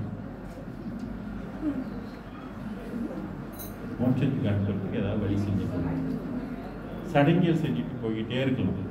அதெல்லாம் என்ன சார், சடங்குல ஆகாத தம்பி, சடங்கால் ஆத்மா முக்தி மோட்சம் அடையவே அடையாது. அதனால நம்ம யோசிச்சு சிந்திச்சு எதாவது எடுத்துக்கோ, தவறு ஒன்றும் கிடையாது. இந்த விஷயத்தை எந்த அளவுக்கு நீங்கள் புரிந்து கொள்கிறீர்களோ அந்த அளவுக்கு அருட்பெரும் ஜோதி நம்மளை புரிந்து கொள்ளுமோ. என்னை பற்றி இவங்க நல்லா புரிஞ்சு வச்சிருக்கிறாங்க, நம்மளை பற்றி நல்லா புரிஞ்சு வச்சிருக்கிறாங்க. அப்பத்தான் நம்மளை அதை ஏற்றுக்கொள்ளுதோம். புரியுதுங்களா? இன்னொன்று நான் சொல்லித்தான் ஆகும். இது சொல்றதுனால சில பேருக்கு கொஞ்சம் இதாக இருக்கு. ஆனால் சட்டம் இது சொல்லித்தான் ஆகும். இப்போ உங்களுக்கு எடிபி இருந்தால் எது டாக்டர் என்ன சொல்லுவார், எது சாப்பிடக்கூடாதுன்னு சொல்லுவார். ப்ரெஷர் இருந்தால் என்னென்னு சாப்பிடக்கூடாதுன்னு சொல்லுவார். அந்த மாதிரி இந்த அருட்பெருஞ்சோதி நமக்கு கிடைக்கணும்னு வள்ளல் பெருமான் விரும்புகிறாரு. ஆனால் அதுக்குள்ள சில கண்டிஷன் என்னன்னு போடுறாரு. அதில் ஒன்று தான் இந்த உயிர்களை கொள்ளுவதும் அதை உண்பதும். இந்த கலியுகத்தில் நம்ம அதை ஒரு குற்றமாக பார்த்தது இல்லை. ஆனால் கிருதாயுகம் திரேதாயுகத்தில் அது ஒரு பெரிய குற்றமாகவே கருதுனாங்க, அதை சாப்பிடவே மாட்டாங்க. ஆனால் கலியுகத்தில் விரும்பே அதுதான் இல்லைங்களா? இந்த உணவு உட்கொள்ளும் போது இவருடைய அருள் கிடைக்குமான கிடைக்காது. அருள் கிடைக்கலன்னா என்ன ஆகிடும்? நம்ம உயிர் பொருள் இல்லாத உலகம் இல்லை, அருள் இல்லாத அவ்வுலகம் இல்லைன்னு அன்னைக்கே சொல்லியிருக்கிறாங்க இல்லையா? ஓகே, பொருள் இல்லாத உலகம் இல்லைன்னாக்க என்ன அர்த்தம் அப்படின்னு கேட்டீங்கன்னாக்க, இந்த உலகத்துல நீங்க வாழணும்னா உயிர் என்ற பொருள் உங்களுக்கு இருக்கணும். உயிர் பொருள் இல்லைன்னா நீங்க எங்க வாழ முடியாது. அதான் அருள் இல்லாத உலகம் இல்லை. அப்ப உயிர் இருந்தால் தான் இந்த உலகத்துல நீங்க எது வேணுமாலும் செய்ய முடியும். உயிர் இல்லைன்னா ஒண்ணுமே இல்லை. பொருள் இல்லாத அருள் இல்லாத அவ்வுலகம் இல்லைன்னாக்க, மேலான அருட்பெருஞ்சோதியுடைய அருள் இல்லைன்னாக்க அவ்வுலகம் நமக்கு இல்லை அப்படின்னு சொல்றாங்க. புரியுதுங்களா? அப்ப அருளை தேடுவதற்கு என்ன வழி அப்படின்னா, இப்ப சித்தர்கள் எல்லாம் அருளை எப்படி தேடினார்கள், எங்க எடுத்தார்கள் அருளை அப்படின்னாக்க, அவங்கெல்லாம் இந்த 7வது தாதுக்கள் என்று இந்த உடம்பு ஒரு தாதுக்கள் உற்பத்தி. மொத்தம் எத்தனை தாதுக்கள்னா 7 தாதுக்கள். ரசம், ரத்தம், மாம்சம், கொழுப்பு, எலும்பு, எலும்புச்சோறு, ஃபைனலாக சுக்கிலம் என்று சொல்லக்கூடிய விந்து. இந்த விந்து அணுக்கள் இருந்து என்ன உற்பத்தி ஆகுது, இந்த உடம்பு எதை உற்பத்தி பண்ணி கொடுக்குதுன்னா, இந்த உலகத்துக்குள்ள டிக்கெட் அது உற்பத்தி பண்ணி கொடுக்குது போறது. சரிங்களா?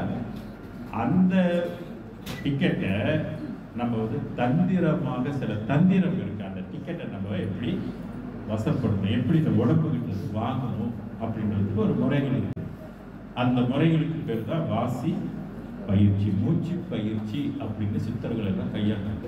அன்னைக்கு அதுதான் டெக்னிக், வேற டெக்னிக்கு இல்லை. அதனால அவங்க எல்லாம் அந்த வாசிப்பயிற்சியை துணைக்கொண்டு மூலாதாரத்தில் இருக்கிற கணல் அந்த உயிர் ஒளியை 12 ஆண்டு அதை வசப்படுத்தணும். ஒரு நாள் 2 நாள் இல்லைங்க, 12 ஆண்டு அதை வசப்படுத்தி இதை உடைச்சாங்க. இந்த அஞ்ஞான வெளியை உடைச்சாங்க. இதுதான் மனவெளி. இன்னைக்கு எல்லாத்தையும் மறைச்சிக்கிட்டு இருக்கிறது எது? மனம். மனம் என்பதே ஒரு மாயை தான். சரிங்களா? இந்த மனதுக்கு சொந்த ஞானம் என்பது கிடையாது. இந்த வெளியை உடைச்சாங்க. அந்த 12 ஆண்டினுடைய அந்த ஒளியை கொலெக்ட் பண்ணாங்களே, பாடியிலிருந்து எங்க கொண்டு போனாங்க? உள்ள கூட்டுக்கு கொண்டு போனாங்க. அதனாலதான் அந்த ஆராதாரங்கள் எல்லாம் சித்தர்கள் எல்லாருமே ஆராதாரங்கள் சொல்லுவாங்க. ஆனா வள்ளலார் ஆராதாரம் சொல்லியிருக்கிறாரா அப்படின்னா எங்கேயுமே இல்லை. ஆறாம் திருமுறை எங்கேயாவது இருக்கிற இடத்தை கொடுங்க பார்ப்போம். இங்க இது வேற மெத்தட், வேற சிஸ்டம் இருக்கு. அப்ப நம்ம காலத்துக்கு ஏற்ற மாதிரி உள்ள நியூ டெக்னாலஜியை நம்ம கத்துக்கணும் சொல்ல வர. இன்னைக்கு தொழில்நுட்பத்துல எந்த இதுக்கு போயிட்டாங்க? 5G சிஸ்டத்துக்கு போயிட்டாங்க. எவ்வளவு ஹை தொழில்நுட்பம் தெரியுங்களா? அந்த மாதிரி ஆன்மீகத்திலையும் நுட்பம் இருக்குது. ஆன்மீக நுட்பம் சொல்றது இது. அந்த ஆன்மீக நுட்பத்திலிருந்து வள்ளலார் கொடுத்துருவது ரொம்ப ஹை லெவல் வாழ்க்கைக்குரியது. அந்த பிறப்பை கொடுக்குது நமக்கு. நம்ம அண்டர்ஸ்டாண்ட் பண்ணிக்கணும். அதனால தான் சொன்னாரு, திரு விளங்கணும், சிவயோகம் விளங்கணும், சித்தி எல்லாம் விளங்கணும், அனுபவம் விளங்கணும், தெளிவு விளங்கணும், திருத்தில்லை விளங்கணும், திருச்சிற்றம்பலம் விளங்கணும், திருக்கூத்து விளங்கணும். விளங்கா? ஒளி சிறந்த திருவிளக்கேன விளங்குறதுனா எப்படி விளங்கிக்கிறது? படிச்சாதான் விளங்கிக்க முடியும். படிக்கலைன்னா ஒண்ணுமே தெரியாது. 3000 பாடல்கள் எழுதி நமக்கு கொடுத்துருக்கிறாரு. எதுக்கு? சாம்பிராணி போடுறதுக்கா? இல்லையே. படிச்சு தெரிஞ்சுக்க. நீ யாரு, நீ எங்கிருந்து வந்த, உன்னை யார் உருவாக்கி இருக்கிறா, என்ன ஆகும் உடம்பு அப்படின்னு நம்ம தெரிஞ்சுக்கொள்ளணும். தெரிஞ்சுக்கிட்டாதான் நம்ம பிறப்பின் பயனை நம்ம அடைய முடியும். பிறப்புக்கு ஒரு பயன் இருக்குது. நமக்கு லட்சியம் வேணுமா 1000 இருக்கலாம். ஆனா படைச்சவனுக்கு ஒரு பாயிண்ட் இருக்குல்லையே, எதுக்கு உன்னை படைச்சேன்னு, நீ என் வீட்டுக்கு வரணும். இப்போ தீபாவளி வந்தோடனே எல்லாரும் யார் வீட்டுக்கு போவாங்க? அம்மா வீட்டுக்கு போவாங்க, அப்பா வீட்டுக்கு போவாங்க. அம்மா அப்பாவெல்லாம் போய் பார்ப்பாங்க. அம்மா அப்பாட்டெல்லாம் ஆசீர்வாதம். உனக்கு உயிர் கொடுத்த ஒருத்தர் இருக்கிறாங்க, அவன் வீட்டுக்கு போகணும்னு என்னைக்காவது ஆசைப்பட்டுருக்கணும்? சொல்லுங்க. தெரியுமா? நமக்கு வலைக்கம்பம் தெரியுது. சொந்த ஊர் நம்ம எங்கிருந்து வந்தோன்னு போறதுக்கு நமக்கு தெரியல. ஒளிப்பிடமும் அறியே உண்மை அறிந்திலரே அப்படின்னு வள்ளலார் சொல்றாரு. உனக்கு ஒளி எங்க இருக்குது, இருள் எங்க இருக்குன்னு உனக்கு தெரியாம இருக்குது. நீ இருள்ல தான் இருக்கிறன்றது உனக்கு நீ அறியாமல் இருக்கிறியேன்ற. இருளையே ஒளி என மதித்து இருந்தேன் அப்படின்னு சொல்றாரு. இந்த உலகத்தை நான் மதித்து இருந்தேன், இப்பதான் எனக்கு தெரியுது இது இருள். ஐயோ, நான் ஏன் இருள்ல இருக்கணும், நான் ஒளி உலகத்துக்கு வரணும், நீ எனக்கு அருள் செய்ய இறைவனை வேண்டினாரு. இப்ப இந்த அருளை சித்தர்கள் வாசிப்பயிற்சி செஞ்சு போனது அது ஒரு காலம். இன்னைக்கு அந்த மாதிரி போக முடியுமா? அது சொல்லிக் கொடுக்க ஆள் இருக்கா? இல்லை. பிசினஸ் பண்றதுக்கு ஆள் இருக்கு, குண்டலி ஏற்றத்துக்கு ஆள் இருக்கு, காசுக்காக எழுப்புறதுக்கு ஆள். யாருக்காவது போய் சேர்ந்துருக்கிறாங்களா? ஒருத்தரும் கிடையாது. எல்லாம் பொய் வித்தைகள். புரியல அவங்களுக்கு, புரியல. இப்ப வள்ளலார் என்ன சொல்றாரு, அந்த மெத்தட் இனி உனக்கு வேண்டாம், அது ரொம்ப கடுமையானது, ரொம்ப ஆபத்து நிறைந்தது, அது வேண்டாம். அது புத்தகத்தில் போட்டு பல மாதிரி சொல்லி உங்களெல்லாம் குழப்பி வேற விட்டுட்டாங்க. வேண்டாம், வசதி வேண்டாம். நான் ஒரு விஷயம் சொல்றேன், இந்த அருளை நீ எப்படி பெறலாம் அப்படின்னாக்கா 2 மெத்தட் தான். அதுக்கு எப்படி 2 கலை இயக்கம், அதே மாதிரி இதுக்கு 2 மெத்தட் தான் இருக்குது. அது நீங்க எல்லாரும் பழகலாம், ஆபத்து இல்லை அப்படின்னு சொல்லிட்டேன். வருங்களா? அது என்ன மெத்தட்னா, ஈரமும் அன்பும். பாடலுக்கு ஆடினி பந்து ஆடினி. ஈரமும் அன்பும் கொண்டு இன்னருள் பெற்றேன், என் மார்க்கம் இரவாது சன்மார்க்கம் தோழி. என்னுடைய மார்க்கம் இரவாது, அது சன்மார்க்கம் சொல்லுங்க. அது என்ன? இரக்கம். உலகத்திலேயே இந்த மாதிரி ஒரு இரக்கத்தை ஒரு வழிபாடாக செஞ்ச முனிவர்கள் யாருமே கிடையாது. வள்ளலார் சேலஞ்ச் பண்ணி அவர் இறைவன்கிட்ட கேட்கிறாரு, நீ சொல்லு, என்ன மாதிரி இந்த உலகத்துல இரக்கம் கொண்டு உன் அருளை பெற்றவன் உலகத்துல யார் இருக்கான்னு சொல்லு. அருட்பெருஞ்சோதி ஆண்டவர்கிட்ட கேட்கிறது. அருட்பெருஞ்சோதி என்ன சொல்றாரு, இல்லப்பா நீ ஒரு ஆள். எவ்வளவு பூஜைகள் தெரியுங்களா, ஒரு பூஜைக்கு எவ்வளவு செலவு தெரியுங்களா, எவ்வளவு காசை கொண்டு கொட்டுறாங்க. ஆனா மனிதனை உய்விக்க முடியுமானா உய்விக்க முடியாது. மனிதன் பிரச்சனையெல்லாம் தீர்க்க முடியுமா? அதுக்கு ஃபுல் பவர் இருக்குதா? கிடையாது. உலகுக்கு ஒரு இடையூறலாம் விலக நீ விளக்குக. யாருக்கு பவர்? வள்ளல் பெருமானுக்கு இறைவன் அந்த முழு பவரை கொடுத்திருக்கிறது. ஆக நாம் உய்வதற்கு இந்த ரெண்டை பயன்படுத்தி கொள்ள வேண்டும். ஒன்று இரக்கம். இந்த இரக்கம் யாரு மேல காட்டணும்? இறைவன் படைத்த உயிர்கள் காட்டும். எல்லா உயிர்கள் மேலும் நீ என்ன காட்டணும்னு சொல்ற? இரக்கம் காட்டு, இரக்கமா இரு. நீ எது செய்ய முடியலன்னா மனசாலையாவது நீ நினைங்களா. அப்படி இரக்கம் என்ற உணர்வை நாம் பெருக்குவதற்கு அதுக்கு வள்ளலார் என்ன அது பூஜைன்னு சொல்லியிருக்கிறாரு. இன்னொன்று என்ன தெரியுங்களா சொல்லியிருக்கிறாரு? அதுக்கு தவம் என்ற சொல்லை பயன்படுத்து. நம்ம சித்தர்கள் செஞ்ச தவம் செய்ய வேண்டிய அவசியம் இல்லை, காட்டுக்கு போக வேண்டிய அவசியம் இல்லை, எல்லாத்தையும் துறக்கணுன்ற அவசியம் இல்லை.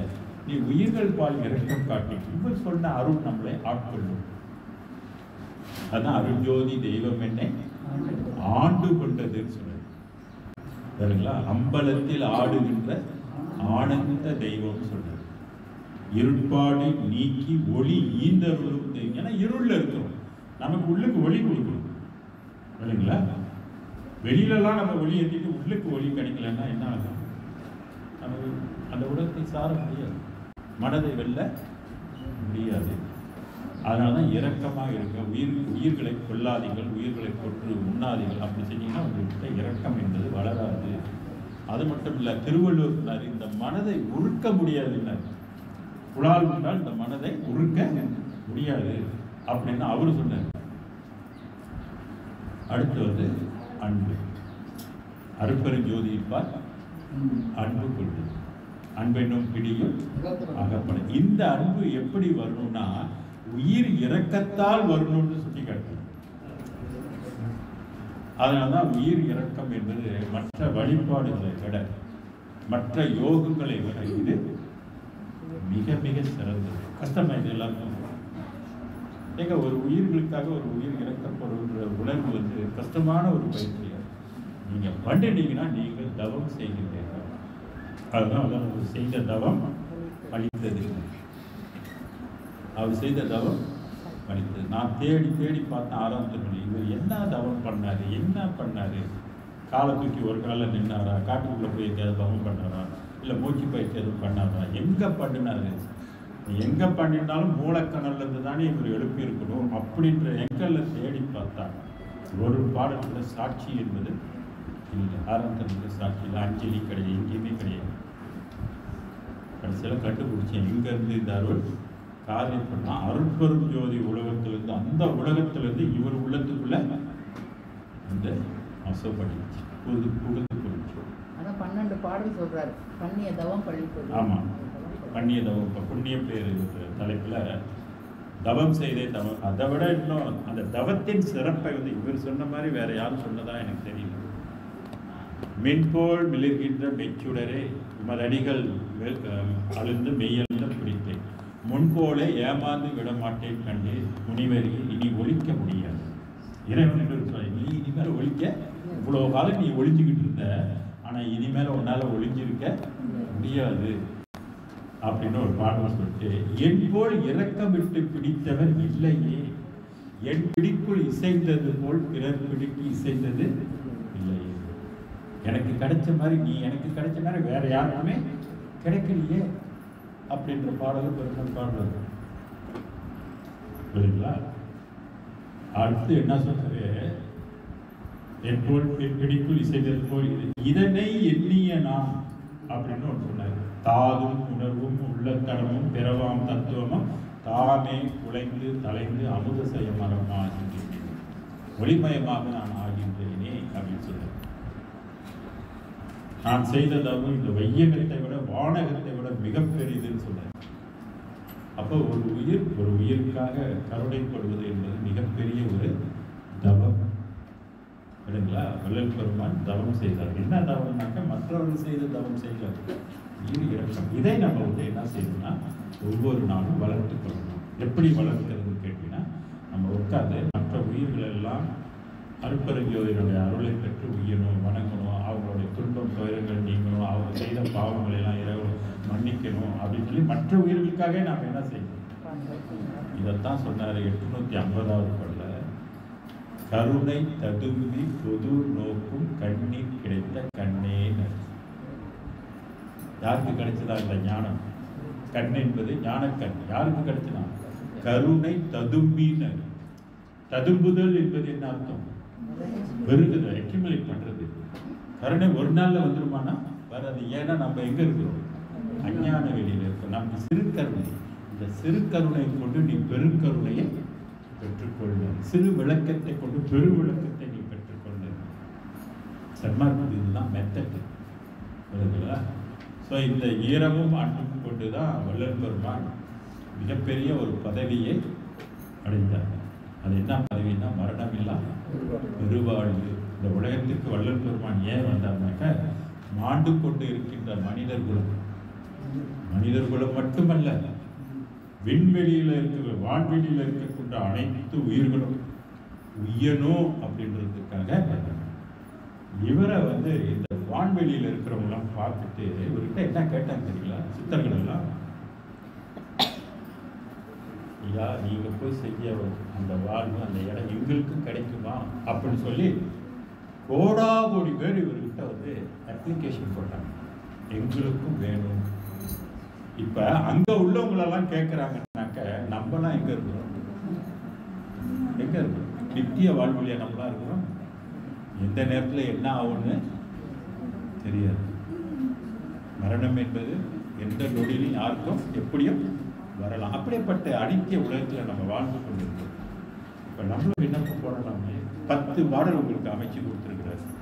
அப்ளிகேஷன் ஃபார்ம் கொடுத்துட்டாரு. சரிங்களா? நீங்க பாருங்க அப்ளிகேஷன் ஃபார்ம்ல என்ன பாடல் இருக்கு. அப்பா நான் 10 பாடல் போடுங்க. இல்லைங்களா? போட்ட அப்ளிகேஷன் யார் எப்ரூவ் எடுத்துக்குவார்? சொன்னார், என்பால் வருபவர்க்கின்றே அருள் ஈகின்றேன் கைவிட மாட்டேன். இல்லைங்களா? நம்மளை அருப்பெரு ஜோதி நம்மளை கைவிடாது. நம்ம அதை எந்த அளவுக்கு புரிஞ்சுக்கிட்டோமோ அந்த அளவுக்கு அதை இறுகி நம்மளை பிடித்துக் கொள்ளும். அதனால வள்ளல் பெருமான் கடைசியாக அவங்க என்ன சொன்னார்னா, புத்தி அஞ்சேல்னு, புத்தி அஞ்சேல் சற்றுமே நெஞ்சமே, புத்தி தடுமாறாத, குழம்பாத, நீ பொய்யெல்லாம் பிடிச்சிக்கிட்டு இதுதான் மெய்யின்னு பிடிச்சிட்டு அலையாத, புத்தி அஞ்சேல் சற்றுமே நெஞ்சமே, சிற்புது தந்தையா நித்தியம் சேர்ந்த நெறியில் செலுத்தினார். என்னுடைய தந்தை அருப்பெரு ஜோதி இருக்கிறார, அவருடைய கொண்டு போய் நித்தியமான உலகத்தில் கொண்டு போய் சேர்ப்பாரு. சத்தியம் சத்தியம் சத்தியம் சத்தியம் சத்தியம். எத்தனை சத்தியம்? எத்தனை சத்தியம்? 5 சத்தியம் பண்ணி இறைவன் எங்களுக்கு ஒரு வாக்கு கொடுத்திருக்கிறது. இதுதான் வள்ளலார்.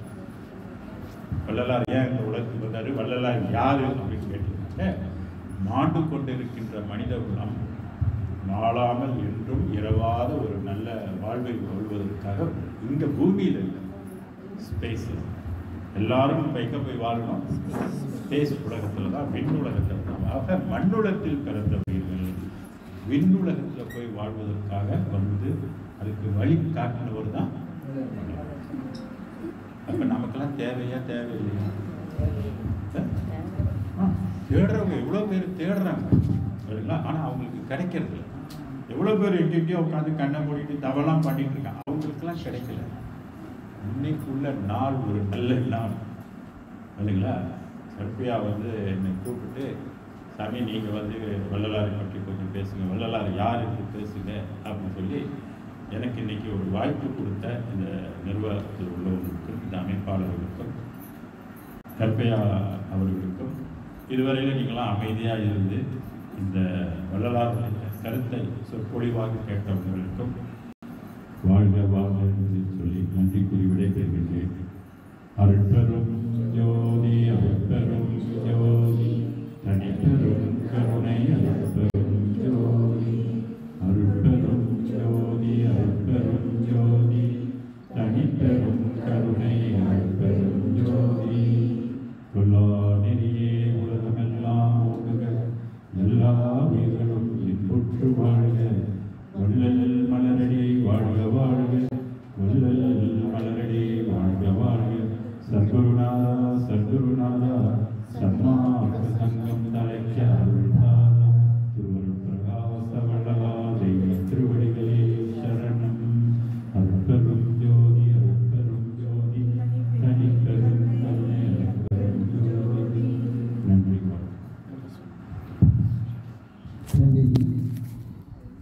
ஒரு மணி நேரம் 5 வினாடி 65 நிமிஷம் வள்ளல் பெருமானுடைய ஒரே தலைப்பு ஐயாட்டு நான் கேட்டு வந்தது வள்ளலார் இதற்காக வந்தார், என்ன சொல்ல வந்தார்? கடைசியில் ஐயா 2 வார்த்தைகள் முடிக்கிறாங்க, ஈரமும் அன்பும். இந்த ஈரமும் அன்பும் போய் நான் ஒரு எறும்புக்கையோ யானைக்கையோ போலிங்கோ பேச முடியாது. 6 அறிவு படித்த மனிதனுக்கு அந்த செய்தியை சொல்ல முடியும். ஆக மிக ஒரு எளிமையான முறையில் தெளிவான முறையில் சுவாமி அவர்கள் இங்கே எடுத்துரைத்தார்கள். இதை காதோடு காதாக கேட்டுவிட்டு அப்படியே போய்விடக்கூடாது. இந்த பதிவு சற்று முன்பு சஸ்வாக்கம் அவர்கள் இங்கே பதிவு செய்திருக்கிறார்கள்.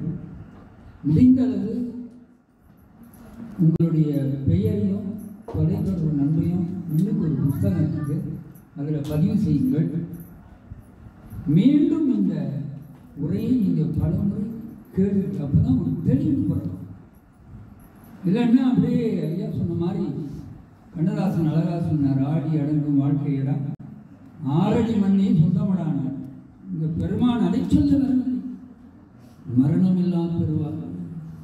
இன்னொரு பாட்டு போடுறாரு, வீடு வரை உறவு வீதி வரை மணி காடு வரை கடைசி வரை யாரும் நாம் செய்கின்ற அந்த ஈரமும் அன்பும் கண்டிப்பாக துணை வைக்கும் என்று கூறிக்கொண்டு இவ்வளவு நேரம் ரொம்ப அமைதியாக இருந்தவங்களுக்கு இந்த ஏற்பாட்டாளர் சார்பாக மனமார்ந்த நன்றியை தெரிவித்துக் கொண்டு காலை ஏறக்கூடிய ஒரு 6:30 மணிக்கு தொடங்கணும். 3 மணி நேரத்தை கடந்து விட்டோம் பெருமானுடைய சிந்தனையோடு.